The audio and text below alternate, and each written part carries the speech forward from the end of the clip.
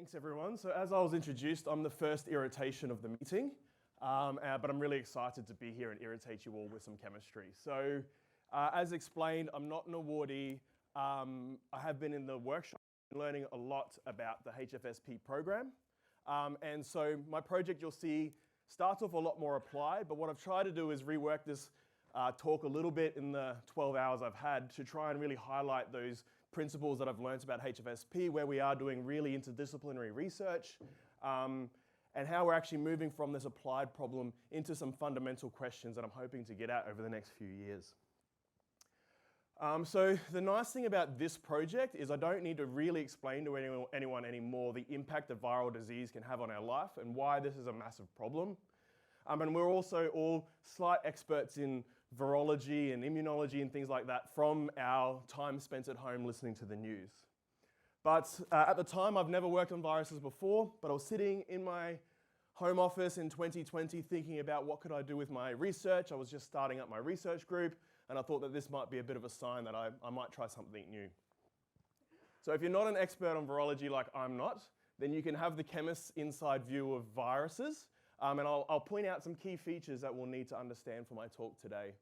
So if you think of viruses, sometimes you think about those beautiful SEM images of things like tobacco mosaic virus, these quite beautiful structures, which are what we call naked viruses, where you see that protein capsule. But a lot of viruses then have a lipid envelope around the outside of that protein capsule. And interestingly, for many, many human diseases, they actually fall into this class of enveloped viruses. So the bottom there is a simulation of the COVID SARS-CoV-2 virus, and so you can see those wiggly spike proteins on the outside, and you can see that lipid coat with other proteins embedded in it in sort of that beige color all around the outside. As you can see, these are quite a dynamic process too. We always think of these as those static SEM images we see, but these are really quite dynamic molecules and materials. And so this is the life cycle of SARS-CoV-2 infection that gives us COVID. And again, this is quite complex, but I just take the chemist view of this and look at a few key steps. So the first point is that those spike proteins of COVID need to bind to the host cell that they're going to infect, and that generates this irreversible bond and kicks off this process of infection. The next stage is entry of the virus into the cell, which is a bit of a misnomer. It's not important that the virus itself gets in. What's really critical is the genetic material of that virus gets into the cell. And so if we can get the genetic material into the virus, it can co-opt the machinery of the cell to replicate more viral particles. They will then use also elements in the cell to reassemble those particles, and then they'll exit the cell. And for enveloped viruses, what's really interesting is that lipid envelope typically gets picked up during this process of being released from the cell. And so that makes something particularly interesting about these envelopes is that they're actually related to the host and not necessarily specifically controlled by the genetic process of the virus, and so we think this might be an interesting opportunity to look at a target that might be more broad spectrum. So what I'm doing, I'm a chemist, I'm a polymer chemist, and we're trying to look at making things that can inhibit this process, and this is not new. Work was done many, many years ago of this, and you can sort of target different parts of this process. So some antivirals that exist now, like Tamiflu, work on those later assembly and release processes. In the polymer space, people were interested for a very long time in blocking this attachment process. And so this is actually from Whiteside's paper back in the 1990s, and they came up with this really nice concept of taking the ligands that are recognized by a virus, so in this case, sialic acid for influenza, and sticking it to a polymer. And the polymer can present many, many of these sialic acids. And the idea is that the polymer competes with the cell, or binds to the virus rather than the virus binding to the cell. So it's a competitive inhibition process. And this sort of developed for 20 or 30 years. It was very interesting, works beautifully in vitro, but when you try and scale this up to real scales of infections, competitive inhibition starts to fall down because you basically just dilute the effect. This area has had a bit of a kickoff in the last 6 to 7 years with some work coming out of Europe, looking at putting these ligands on, it started with these gold nanoparticles. And the idea is you put the ligands on the gold nanoparticles, and they can bind multiple of those like spike proteins or different protein receptors on the virus. And if you design this right, they hypothesize that if you make the chains long enough, they can actually bind multiple of these proteins, and they hypothesize they're deforming the viral membrane and the viral particle, and therefore it doesn't ever become infectious again. That's what they're working on there. And there's a few people working on this now. You don't have to just use gold. People are making polymers and different types of organic molecules as well. And there's a few key parameters that they keep coming into about the length of these linkers or the stiffness of their polymers are as being key to this. But what I notice is, if you're not a chemist, what I'm going to explain is that those changes they're making are also making these molecules more fat-like. And the lipid envelope is made from fats. And so I believe that there might be actually some association with this lipid membrane. And if we move to the next stage of infection, the key was that entry. You might notice if you look very carefully that at some point a pore needs to form between the envelope of the virus and the envelope of the cell for the genetic material to enter. And so that is also another process that people are starting to look at as to what we could target. And so this is a simulation of what that process looks like. At the bottom is the viral particle and the envelope of that, and the top is a human cell membrane. There's proteins that bind and help to bring these two membranes together, and you can see that those membranes need to deform to form that pore. In particular, because the viral particle is so small, you can see that deformation is extremely large. Now I look at this as a physical chemist and think about, well, there's an energy barrier or an energy cost to this. So if we can do something to stiffen or change, make that more energetically less favorable, can we reduce the ability of these to infect cells? And so rather than trying to pull on proteins to deform membranes, can we actually make materials that deform the membrane or inhibit this process? And so that's what we've been trying to do in our group. So I was looking at this sort of simulation in COVID, and I realized that I know nothing about viruses, but I was thinking about this, and this is where I kicked off my interdisciplinary collaboration with Professor Kirsty Short, who's a virologist, not international, she's in the same city as me. We met about 10 years ago doing an early career researcher interdisciplinary conference. We organized it together. I've known her since then, and so I gave her a call during COVID and sort of said, I've got this wacky idea, would you like to get involved? And she said, I've never heard anything like this before, let's do it. And that was a really fantastic opportunity. So this is kind of the concept from the first grant that I wrote on this of what we're trying to do, is we're trying to make those polymers in purple stick into the membrane and try and inhibit this process. And I met Matteo last night, and he gave me a really good description of what a polymer is, which is it's a bunch of stuck together with chemistry. I often use this Lego brick kind of analogy, but you know, you take what you want from that.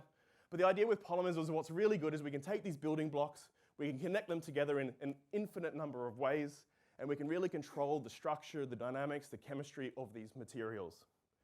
So we started with a library of these building blocks. So these are the kind of monomers or the building blocks that we can use. And what's key is I've sort of grouped them into different key parameters. So we can tune in things like biocompatibility and water solubility. We can put in fat-like molecules that help to bind to the membrane. We can add different types of charges, and we can even have things that respond to pH. And so what we were looking at is how do we combine these together to make potent antivirals. So if we just think of this sort of mathematically, if you just randomly start putting these together, you could over 1 million different combinations if you just make a random assortment of these building blocks. And like traditional synthetic techniques, if you do a chemical reaction, like when I was doing my PhD, you get a flask, you make a polymer. If you make 20 or 50 of those, you're doing pretty well. So we can see that we're not really getting into that breadth of chemical diversity at all using these approaches. But recently in my field, there's been some revolutions where we can now do polymer chemistry open to the air, which is actually the limitation that we had for a long time. Oxygen killed our reactions, but we can now do these open to air. And what that means is we can now do these in 96-well plates. So now our little 96-well plates become little microreactors, and we can do hundreds of reactions at a time. And so Paul was a postdoc doing the chemistry, Harley is a PhD student on the project doing the virology. And so what they worked on was developing this process of being able to make these in the plate, test them in the plate, and trying to rapidly try and cycle through this process that we can identify optimized structures, learn from those designs, and improve our designs. And so Paul had never made a polymer before when he started the project, and in 18 months he made over 1,100 unique formulations, so unique combinations of building blocks in quadruplicate. So it's 4,000 different individual experiments. And highly, the virology still is the stumbling block at the moment. He managed to screen about 300 to 400 of these formulations, which is still a fantastic effort. And so, of course, when you start getting that many results in, you start looking at bar graphs. You can't just keep doing it ANOVAs of 100 different bars. So I needed to start looking at new ways to analyze the data. And so I've actually started to learn about machine learning and how we can use this sort of deep data knowledge to understand the structure-function relationships we're doing here. So we've been looking at machine learning, at trying to not just screen things and look at what's good and what's not good, try and learn what about our structures is actually giving us our effect. So down the side of these graphs here, you can see we've got our building blocks, some codes for those building blocks, and we can see which of those building blocks are really important. So the red graph's really big, and which of those building blocks are maybe less important. And we can even actually go into more detail and look at whether they're positive or negative associations with that. So that's something now we're looking at, is how can we use machine learning and automation to really drive our new material design. So that's a new area that we're starting to move into.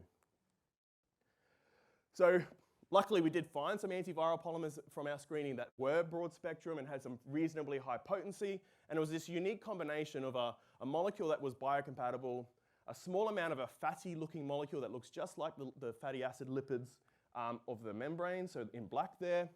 And then these tertiary amines which become protonated as the pH changes at pH ranges relevant to endosomal entry. And so those three key factors seem to be the key to this working. Interestingly, the structure is absolutely important. So this one with 2 carbons hanging off the nitrogen, where this one only has 1, this is the most potent molecule we have. This one has moderate activity, and actually there's another one we've got that has 3 carbons hanging off it, and it doesn't even have any antiviral activity, with just very simple structural changes. So that's what we've been looking at. The absolute structure matters as well. So I had this crazy idea of putting these really big flat molecules in there. I thought this would be way better. It's absolutely worse. But it just shows you that the absolute structural determination of each of these are important, and we couldn't do that with just such small libraries that we used to be able to make. We've now screened these. We did all of our initial screening in influenza, and we can show that it works against multiple strains of influenza. We also can show that they're effective against COVID. You do notice that one of our formulations, which is one of these ones here, does not have the same potency against COVID. That's why I kind of point out that this is really our gold standard, because it's the last 5 bars in each of these graphs. It's always really, really potent against these different viruses, which is fantastic.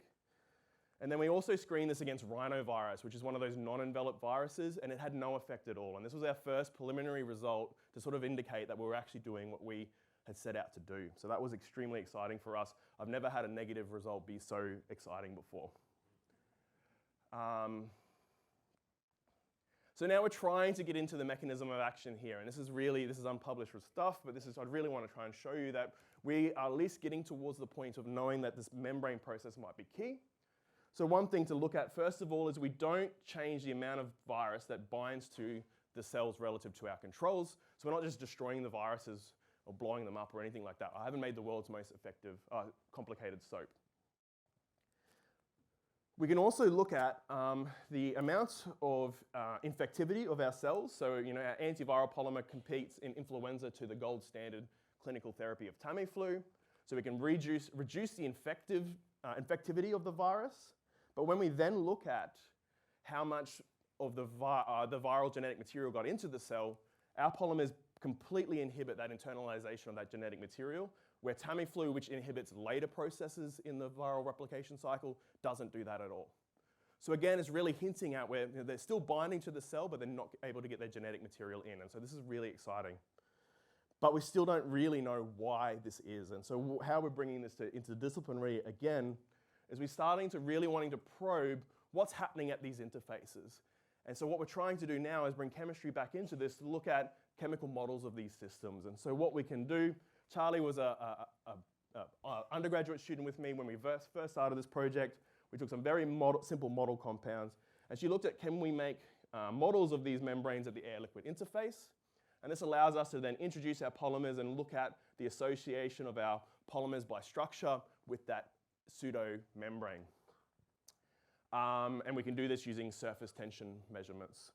And what's really nice about this model is we can actually take it and we can put it inside a neutron beamline, and we can do scattering experiments on this. And so not only do we see association, we can actually start to probe the structure. So this allows us to look at actually the lipids at that interface only and see how the structure of the lipid changes as we have our polymer or we don't have our polymer. What is this doing to the actual structure of the membranes? Now that doesn't look very much like a cell or a viral membrane. They're bilayers, so we can also do these at the solid-liquid interface, and we can make these more accurate models of these as well.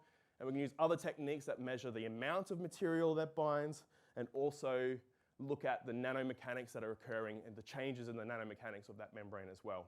And so we're hoping that we can apply these techniques to our now antiviral polymers to start to really probe what they're doing and answer our hypothesis.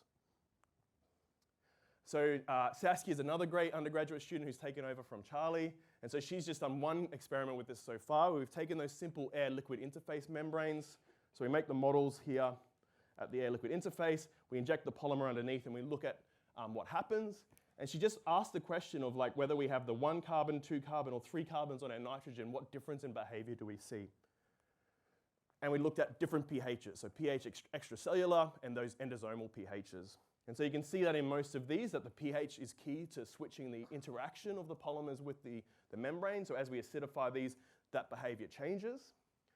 And we can see differences in behavior between the 3 materials. But interestingly, this one and this one are antiviral, and this one is completely not antiviral. So they look identical, and these don't look anything the same. So it's a really great, interesting result that I do not fully understand yet, and so we really need to get to that structural understanding. This is just association, so we need to start looking at what's happening at the structure, and we need to build up the complexity of those models that we have. This is really starting to get me thinking about how different molecules and materials and things associate with membranes to drive these changes. And so this has kicked off another small collaboration with Georgina Such.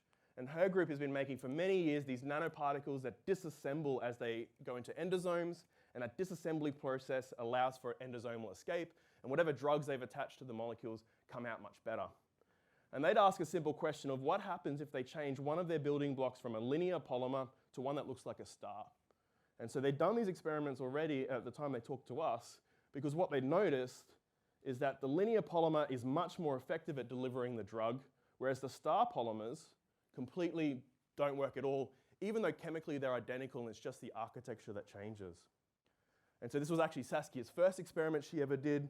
As we looked at the association in those air-liquid interface membranes, anything in gray is just the normal behavior of the membrane with no polymers. When the polymers are at pH 8, extracellular pH, there's no association with the membrane. But interestingly, at pH 5.5, when they're known to disassemble, the linear polymers have this really stark association with the membrane, and the stars do not associate at all. So even though the composition is identical, the architecture is driving function. And so this is getting me very excited thinking about how architecture, composition, all of these come together to have association with membranes and entry into cells. So hopefully I've convinced you that that really, really like an applied project is bringing us back through to some fundamental questions, and we're using these interdisciplinary tools to get to those questions. Of course, thanks to those who did the work. I've acknowledged most of them throughout, but in particular the funding agencies who funded this work, and thank you all as well.